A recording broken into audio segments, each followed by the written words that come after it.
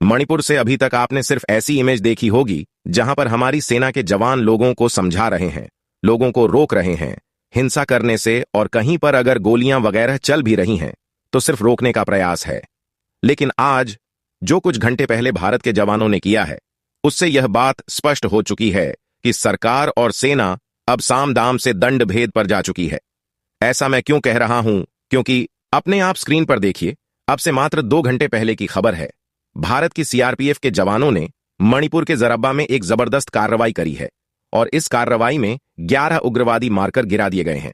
जी हां, और यह कार्रवाई कितनी सोफिस्टिकेटेड तरीके से करी गई है, इससे आप अंदाजा लगाइए कि हमने 11 के 11 उग्रवादी मारकर गिरा दिए और सिर्फ हमारा एक जवान यहां पर घायल हुआ है, और जो घायल हुआ भी है उसे कुछ ज्यादा गंभीर चोटें नहीं आई हैं। यानी कि काफी प्रोफेशनल कार्रवाई हमने करी है। हमें अच्छी टिप मिली थी जिसका हमने अच्छे से इस्तेमाल किया।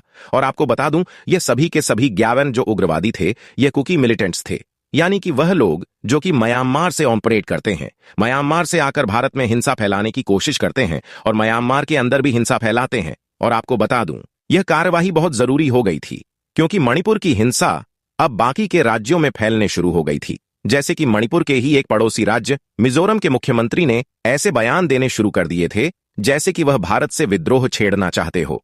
उन्होंने यह कहना शुरू कर दिया था कि एक दिन मणिपुर के जो कुकी लोग हैं वो एकजुट होकर रहेंगे। ऐसे में इनके खिलाफ एक्शन जरूरी था ताकि इन्हें दिखाया जा सके कि हम जब तक प्यार से समझाते हैं, समझ जाओ, जिस दिन प्यार छोड़कर हथियार उठा लिया उस दिन तुम्हारा सिर्फ सर्वनाश होगा, जितने भी राष्ट्र विरोधी हैं।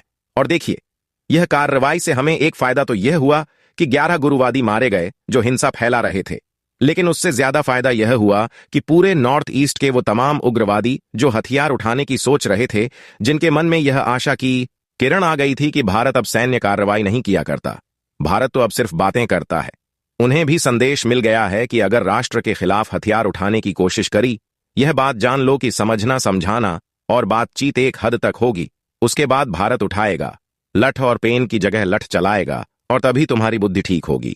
और मेरे हिसाब से 2-3 कार्रवाई हमें और ऐसी करनी होगी, खासकर कि वो इलाके जो कि वैली यानी कि घाटी कहलाते हैं, वहां तक पहुंचने लगे हैं। ये कुकी मिलिटेंट्स, इसीलिए यहां पर एक्शन जरूरी है। ये वहां की जो मैथ हिंदू आबादी है, इसके अलावा जो छोटी सी मुस्लिम पॉपुलेशन भी है, इन्हें काफी ज्यादा डरा रहे हैं। इन पर एक्शन अभी और लेना पड़ेगा, वरना ये लोग ऐसे बाज नहीं आने वाले।